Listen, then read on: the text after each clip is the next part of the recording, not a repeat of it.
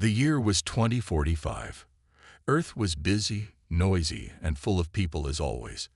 But something big was about to change everything. In a secret lab deep underground, a team of scientists worked day and night.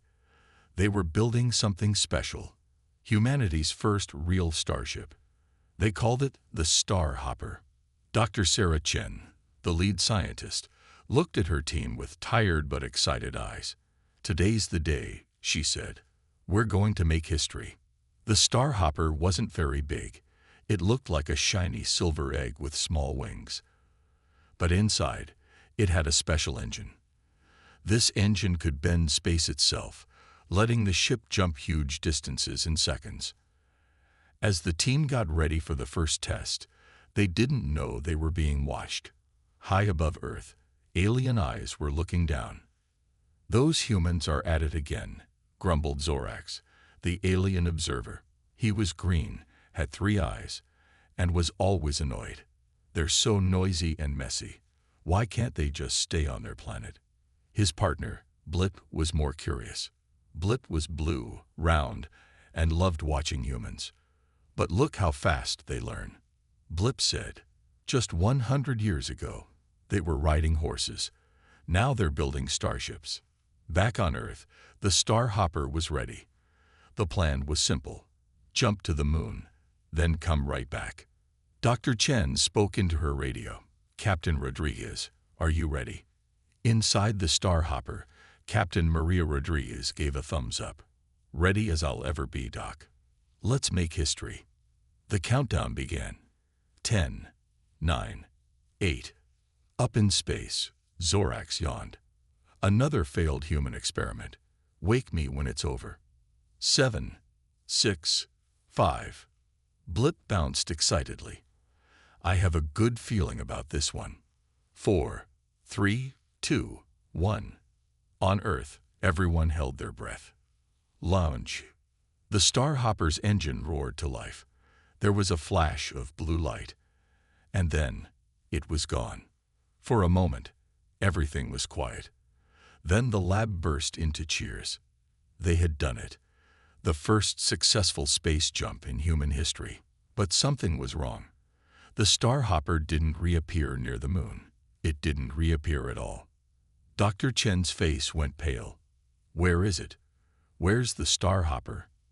Meanwhile, at the edge of the solar system, Captain Rodriguez was asking the same question. Houston, we have a problem. A big problem." The Star Hopper had jumped way too far. Instead of the moon, Rodriguez saw strange stars and colorful nebulas. She was lost in deep space. "Okay, don't panic," Rodriguez told herself.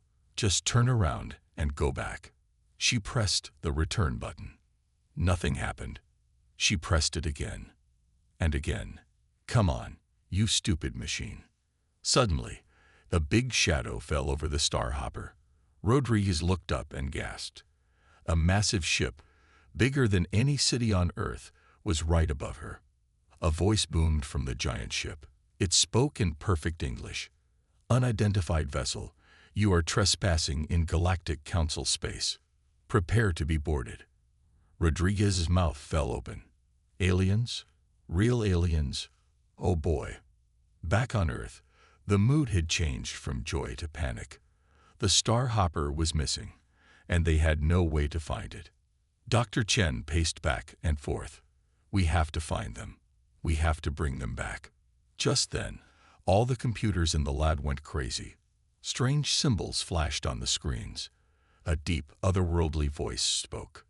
"People of Earth, we have your ship. Your primitive technology has stumbled into our space. Prepare yourselves. The Galactic Council is coming." The message ended. The lab was silent. Dr. Chen looked at her team, her eyes wide with shock and wonder. "Well," she said, trying to sound calm, "it looks like we made first contact. Just not the way we expected." Outside, life went on as normal. Cars honked. People walked their dogs. Kids played in parks. No one knew that high above, the future of humanity was about to change forever. The first step to the stars had been taken. But it was a much bigger step than anyone had planned. Captain Maria Rodriguez felt like she was in a dream, or maybe a crazy movie. She was sitting in a big, shiny room on an alien spaceship. Around her were creatures she had only imagined in her wildest dreams. "So," said a tall, blue alien with 4 arms, "you humans finally made it to the stars. We've been waiting." Maria tried to stay calm. We didn't mean to come this far. It was an accident." The blue alien laughed. It sounded like bells ringing. "An accident? You accidentally invented faster than light travel. Humans are more interesting than we thought." This alien was called Xyle. He was a Blorbian, and Blorbians love new things, especially new friends. "You must tell us everything about Earth," Xyle said, bouncing with excitement. "We've been watching your TV shows for years. Is everyone there really so dramatic?" Maria laughed. For an alien, Xyle was pretty fun. "Not everyone. But yeah, we can be a bit much sometimes." Just then, another alien stomped into the room. This one was red, with a face like an angry pufferfish. "What is the meaning of this?" it bellowed. "Why is this human not in a cage?" Xyle rolled all 6 of his eyes. "Calm down, Grok. The human is our guest." Grok the red alien was not happy. "Guest? Guest? Humans are dangerous. They're noisy, they're messy, and they blow things up." Maria felt she should say something. We're not all bad. We also make great music and tasty food." Grok's face got even puffier. "Music? You call that noise music? And don't get me started on your smelly foods." It turned out Grok was a Zorkan. Zorkans hated anything loud, messy, or fun, which meant they really didn't like humans. Over the next few days, Maria met more aliens. Most were nice, like the Blordians. Some were grumpy, like the Zorkans. And some were just weird, like the Gloops, who communicated by changing colors. Maria learned a lot. The galaxy was full of different aliens, all part of something called the Galactic Council. Earth was supposed to be a protected nature reserve. No one expected humans to show up in space so soon. Back on Earth, things were crazy. The news about aliens was everywhere. Some people were excited, some were scared, and some didn't believe it at all. Dr. Sarah Chen was working hard to build more starships. "We need to be ready," she told her team. "The galaxy is bigger than we ever imagined." One day, Xyle came to Maria with big news. "We're having a party," he said, "to welcome humans to the galactic community." The party was amazing. Aliens from all over came to meet the human. There was weird food, strange music, and dancing that defied gravity. Maria was having a great time teaching aliens the Macarena when suddenly the lights went out. A loud voice boomed, "This party is over. Humans are not welcome here." The lights came back on. A group of angry Zorkans stood in the middle of the room. Grok was leading them. "Humans are dangerous," Grok shouted. "They'll destroy the galaxy like they're destroying their own planet." The room was silent. Maria felt all eyes on her. She took a deep breath and stepped forward. "Listen," she said, "I know humans aren't perfect. We make mistakes. But we also learn from them. We're here to make friends, not enemies. To learn, not destroy." She looked at all the aliens around her. "Give us a chance. You might be surprised."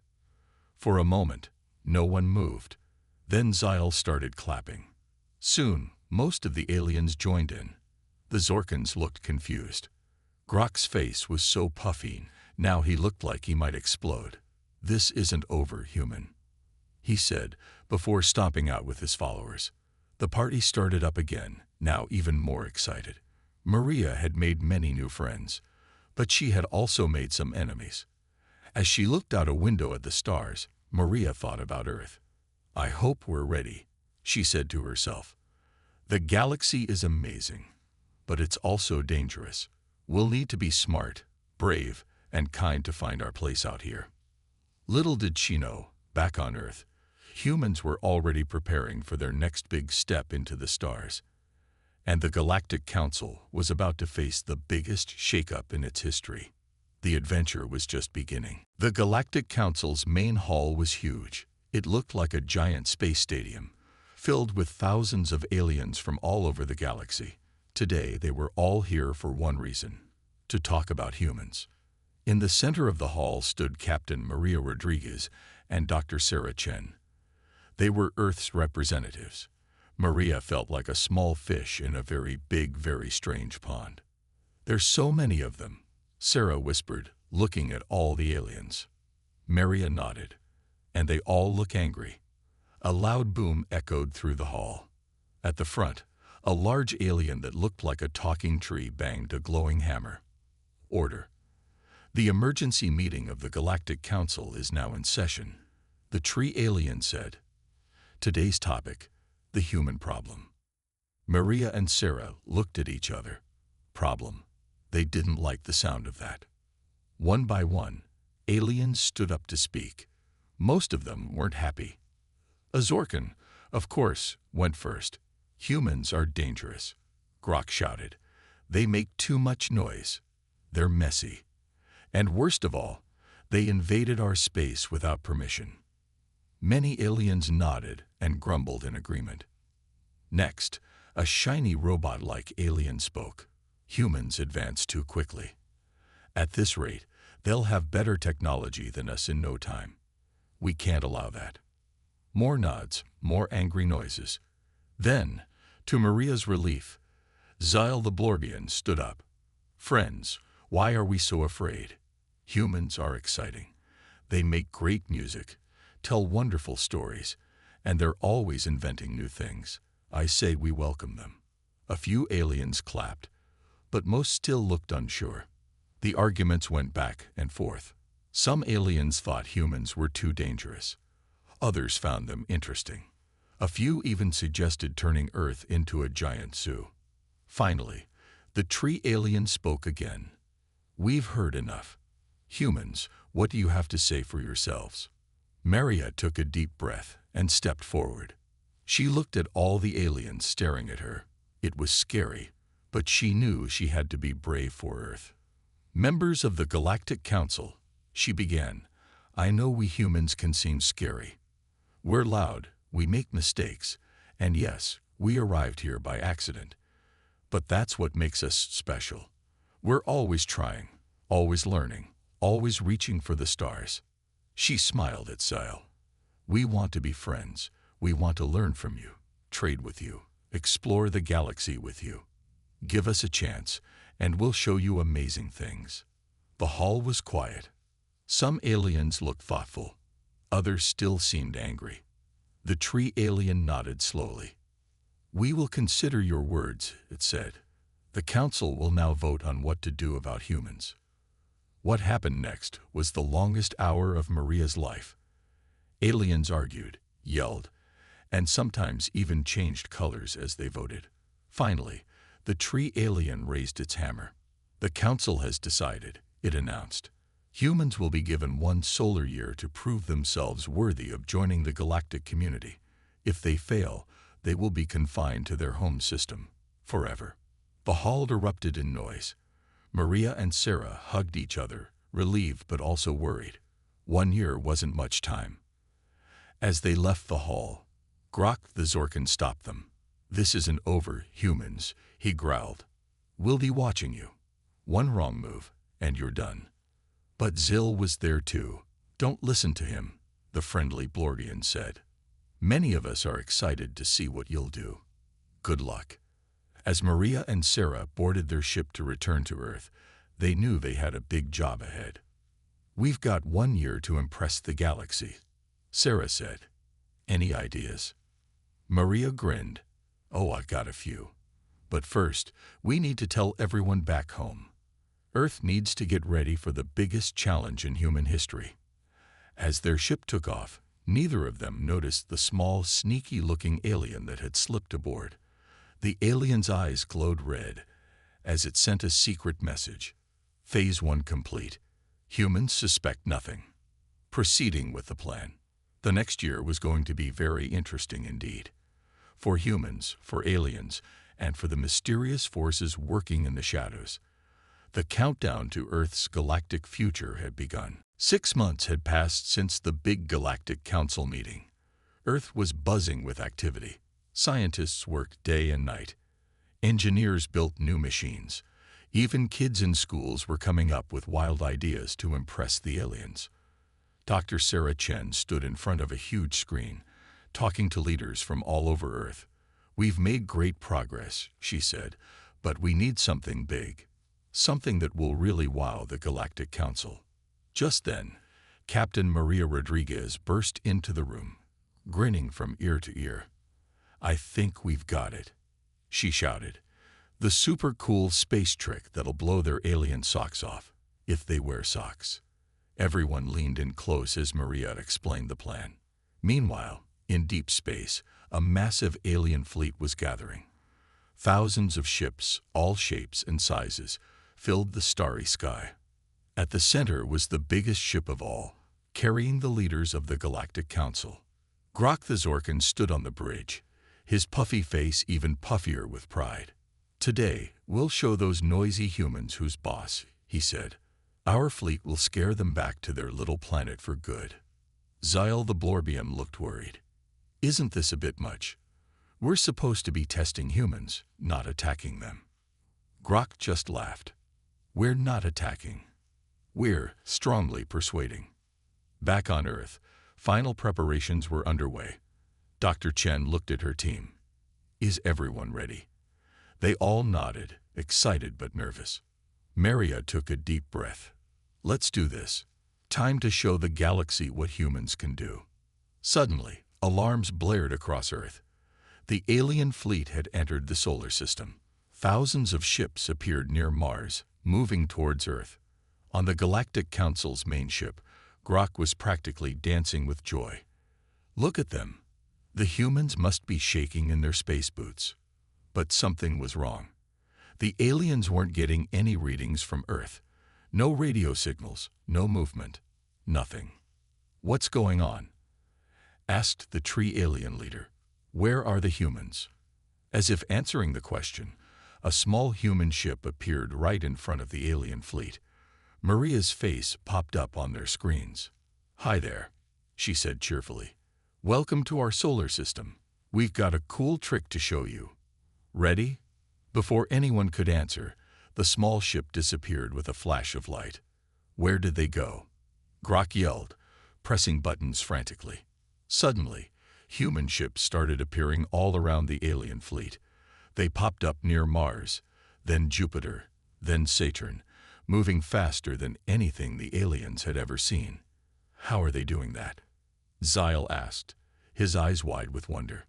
On Earth, Dr. Chen and her team were working furiously, typing on computers and adjusting dials. "Teleportation network stable," one scientist called out.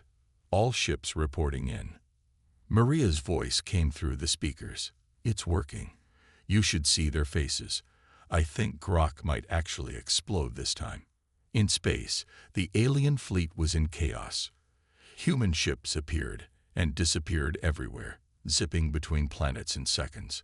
Some aliens panicked, their ships crashing into each other as they tried to keep up.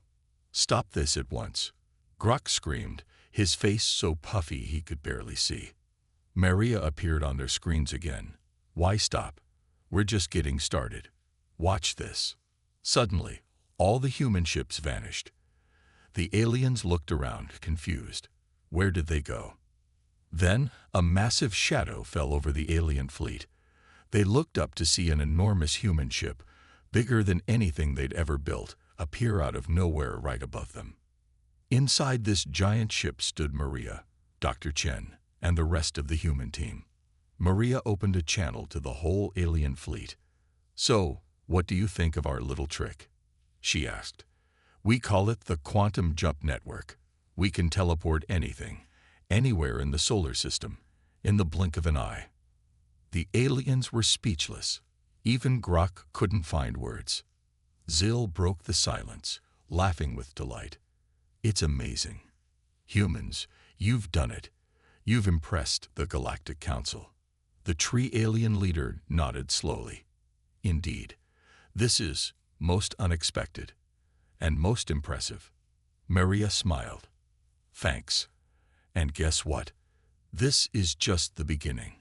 We've got plenty more cool tricks to show you. So, who wants a tour of our solar system? We can do it in about 5 minutes now. As excited aliens began chattering and human ships zipped around playfully, Grok sat in his chair, his face finally deflating. Unbelievable, he muttered. They did it. They actually did it. The day wasn't over, but one thing was clear. Humans had just changed the game. The galaxy would never be the same again. News travels fast, even in space. Within days, every corner of the galaxy had heard about the humans and their amazing quantum jump trick. And boy, did things get crazy. On the planet Zor, a bunch of young Zorkans were having a secret meeting.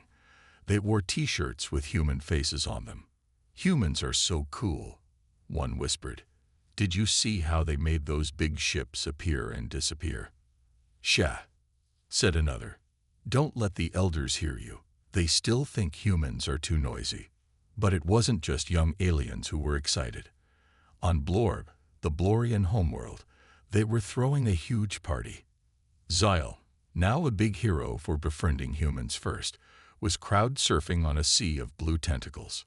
Let's all do the Macarena, he shouted, and thousands of Blorbians started dancing. Meanwhile, in the dark corners of space, not everyone was happy. In a secret base hidden inside an asteroid, a group of grumpy aliens from different species met. Humans are dangerous, said one. They'll take over the galaxy with their jump tricks. We must stop them, said another. But how? They can teleport anywhere. A shadowy figure stepped forward. It was the same sneaky alien who had hidden on the human ship months ago. I have a plan. It said, eyes glowing red. But first, we need to steal their technology. Back on Earth, things were just as crazy. Aliens were visiting in droves.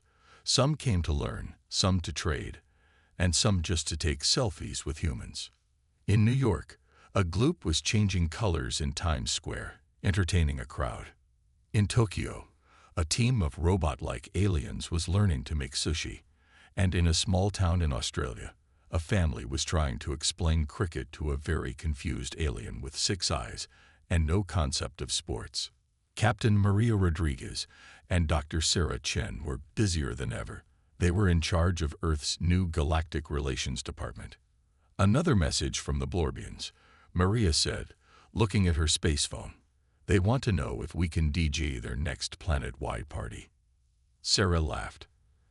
Tell them yes, but only if they stop sending us so much of that blue jelly. We're running out of storage space. Just then, an alarm beeped. Sarah's face turned serious. Uh-oh, we've got a problem. On a big screen, they saw a group of alien ships sneaking into the solar system. They were trying to hide, but Earth's new super sensors spotted them easily. Looks like not everyone loves us, Maria said. Should we jump over and say hi? Sarah grinned. Let's give them a surprise they'll never forget. In deep space, the sneaky aliens thought they were being very clever. We're almost there, their leader said. Soon, we'll steal the humans' jump technology and FLA-ish. Suddenly, they were surrounded by human ships that appeared out of nowhere. Hi there. Maria's voice came over their speakers. Welcome to Earth. Would you like a tour? Or maybe some blue jelly? We've got tons of it.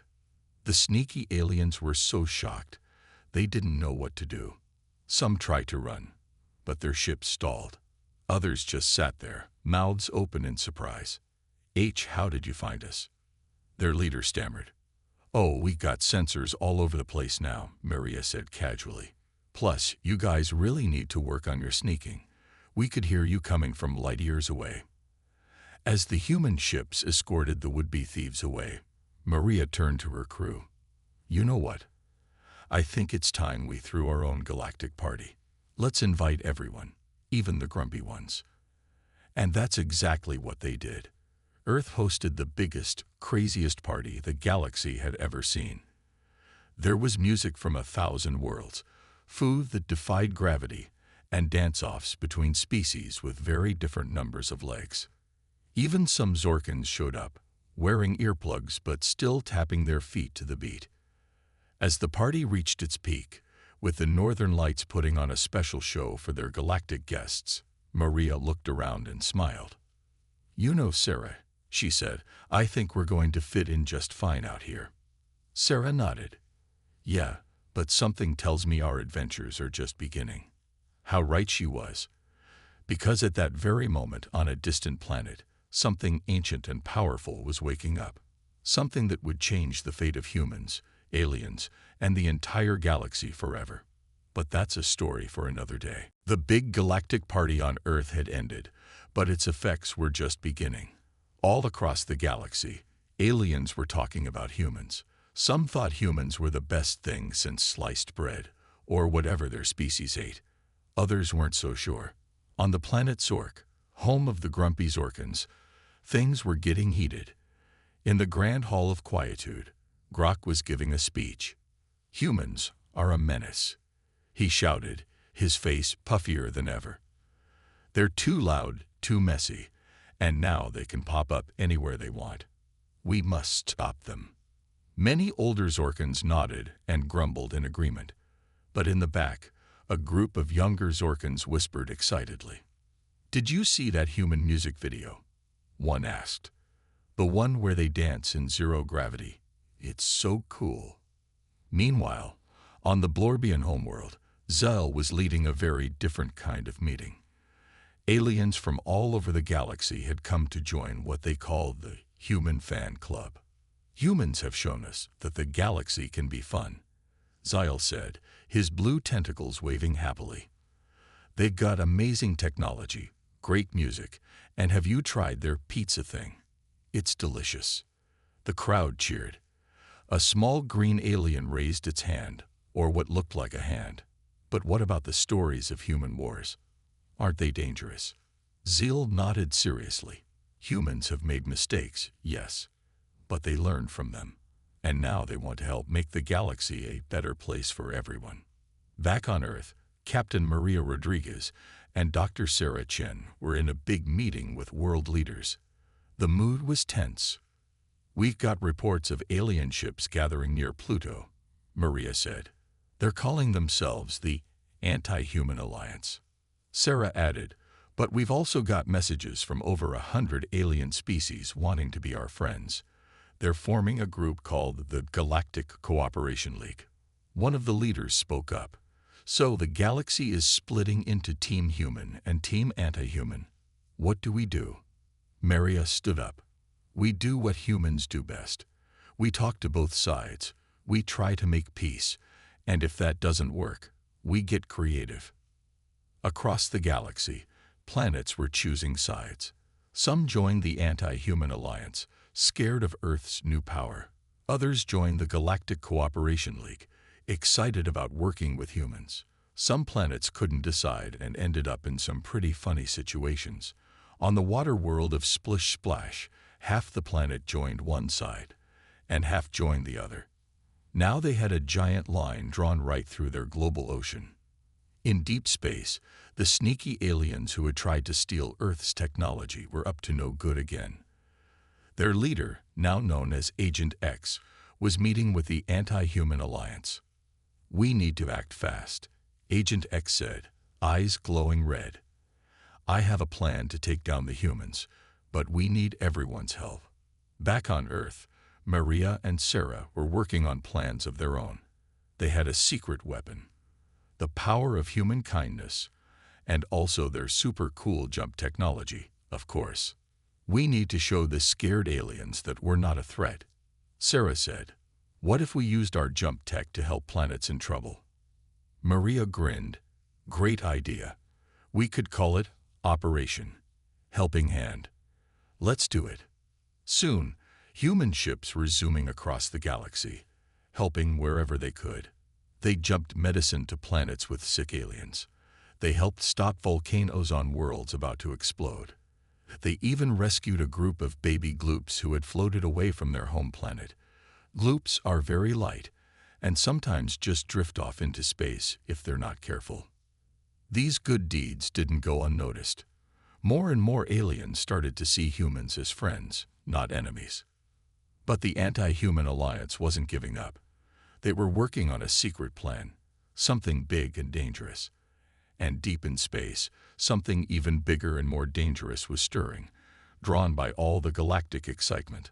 On a small moon, far from the action, two aliens from opposite sides of the conflict met in secret. One was a young Zorkan, the other a Blordian. "This is crazy," the Zorkan said. "Why are we fighting? Humans aren't perfect, but they're not evil." The Blorbian nodded. "You're right. We need to find a way to bring everyone together before it's too late." As they talked, neither noticed the strange ancient symbols glowing on a nearby rock. Symbols that hadn't glowed for millions of years. The galaxy was divided, but a bigger threat was coming. Would humans and aliens learn to work together in time? Or would their differences tear the galaxy apart? The stage was set for the biggest adventure yet, and Earth was right in the middle of it all. The galaxy was in big trouble, bigger than anyone knew. While humans and aliens were busy picking sides, something ancient and scary was waking up. Deep in space, on a planet no one had visited for millions of years, a giant eye opened. It belonged to a creature so big, it made planets look like marbles. This was the cosmic kraken, a monster from the oldest legends. And it was hungry. The kraken stretched its huge tentacles across space. Whole solar systems shook. It was looking for a snack, and the noisy little galaxy full of humans and aliens looked tasty. Back on Earth, alarms were going crazy. Captain Maria Rodriguez and Dr. Sarah Chen couldn't believe what they were seeing. "What is that thing?" Maria asked, staring at the screen. Sarah checked the old alien records they'd been studying. Her face went pale. "Oh no, it's the cosmic kraken." The legends were true. Just then, messages started pouring in from all over the galaxy. The Anti-Human Alliance and the Galactic Cooperation League had both forgotten their fight. Everyone was panicking about the giant space monster. Humans. It was Grok, the grumpy Zorkan. He looked scared, not angry for once. "You've got to help us. Your jump technology is our only hope." Zyle the Blorbian called next. "Friends, the galaxy needs you. We're all in this together now." Maria looked at Sarah. "Well, looks like it's time for humans to save the day. Got any ideas?" Sarah thought hard. "The kraken's too big to fight. But maybe we can trick it." While Sarah explained her plan, the cosmic kraken was getting closer. Its giant tentacles grabbed planets like toys. Aliens everywhere were running to their ships, trying to escape. On a small moon, the young Zorkan and Blorbian, who had met in secret, watched in horror. "We've got to do something," the Zorkan said. The Blorbian nodded. "Let's call everyone we know. Humans will need all the help they can get." Maria's voice boomed across the galaxy. "Attention, everyone. We have a plan, but we need your help. Here's what we're going to do." The plan was crazy. So crazy it just might work. Humans would use their jump technology to move planets and stars. They'd make a giant space maze to confuse the kraken. But they needed every ship in the galaxy to help. For the first time ever, all the aliens worked together. Zorkans flew next to Blordians. Species that had been enemies for centuries now flew side by side. And leading them all were the human ships, jumping in and out of space, moving everything around. The cosmic kraken was confused.